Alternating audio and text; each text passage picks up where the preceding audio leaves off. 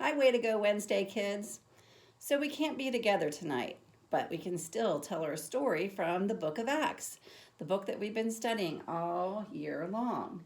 Now, when we left off, Paul was in prison, even though he hadn't done anything wrong. He needed lots of God's grace because he was going to be in prison for 2 years, 2 very long years. God's grace is always enough.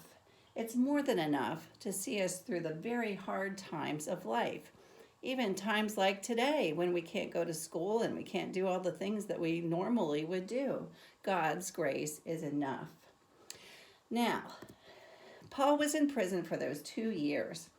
And after speaking to the Jews and the non-Jews, he was able to speak to commanders, governors, and even kings.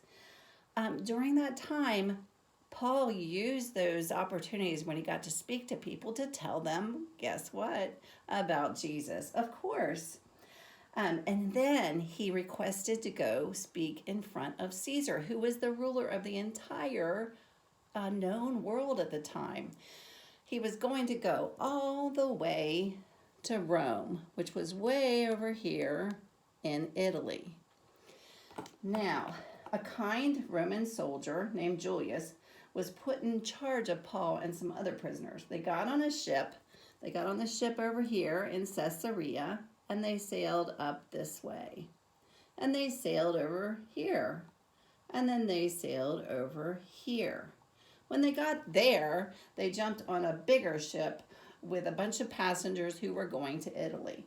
There were actually 276 passengers in all. Now, there was just one problem. It was getting close to winter, and that's a time when you don't want to sail very much in the Mediterranean Sea. But they were determined to go. So they set out, and they finally got from here down here to a place called Fair Havens. Now, most everybody else was not going any further, most other ships. They were staying put. They were staying in a safe harbor where the winds and the waves couldn't get them over the winter time. But the Bible says that this is what happened. So Paul gave them a warning. Men, he said, I can see that our trip is going to be dangerous. The ship and everything in it will be lost. Our own lives will be in danger also. But the commander didn't listen to what Paul said. Instead, he followed the advice of the pilot and the ship's owner. Now, Julius and the ship's captain wanted to sail on. They wanted to get to the next port. They followed their own wisdom instead of the wisdom of God, which was what Paul was giving them. They should have listened to Paul because only God knows the future. But the ship set sail. As they came near the next port, a storm with hurricane-force winds and rain came. Because of the great winds, the crew couldn't sail the ship to the port. The large ship was driven out into the open sea, out in here somewhere.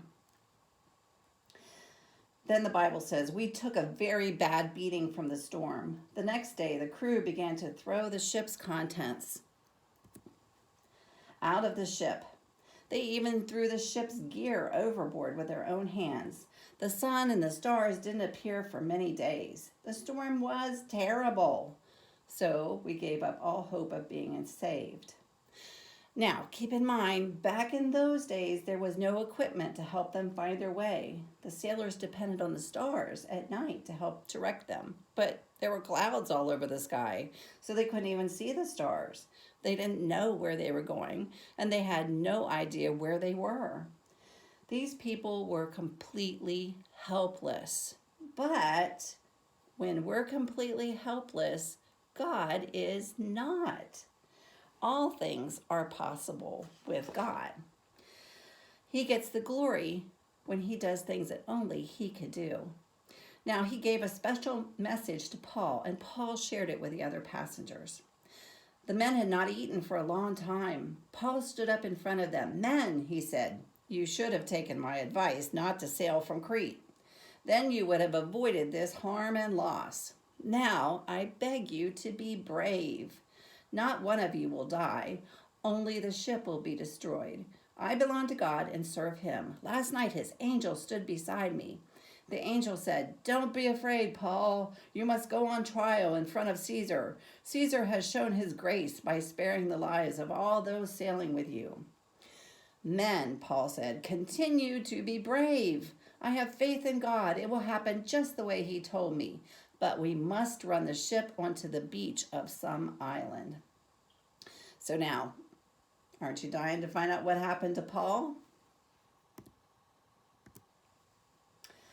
On the 14th night, they were still being driven across the Sea of Adria.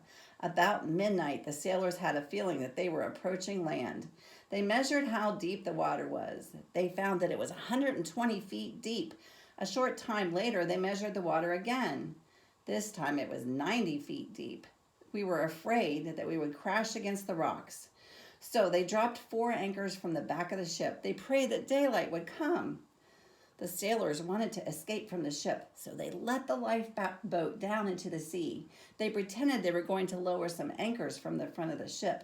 But Paul spoke to the commander and the soldiers.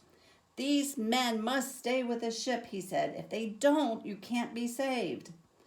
So the soldiers cut the ropes that held the lifeboat and they let it drift away. Just before dawn, Paul tried to get them all to eat. He said, "For the last 14 days, you have wondered what would happen. You have gone without food. You haven't eaten anything. Now I'm asking you to eat some food. You need it to live. Not one of you will lose a single hair from your head." After Paul said this, he took some bread and gave thanks to God. He did this where all could see him. Then he broke it and began to eat. All of them were filled with hope. So they ate some food. There were 276 of us on board. Now look at what Paul did. He heard from God. He had faith, and he shared it with a group of people who had given up. That is what believers can do. Even if everything looks like it's going really bad, you know that God can do anything and that he is with you always and that he'll give you all the grace you need. So, the people ate as much as they wanted. They needed to make the ship lighter, so they threw the rest of the grain into the sea. And when daylight came, they saw a bay with a sandy beach. They didn't recognize the place, but they decided to run to the ship onto the beach if they could. So they cut the anchors loose and left them in the sea. At the same time, they untied the ropes that held the rudders. They lifted the sail at the front of the ship to the wind. Then they headed for the beach, but the ship hit a sandbar, so the front of it got stuck and wouldn't move.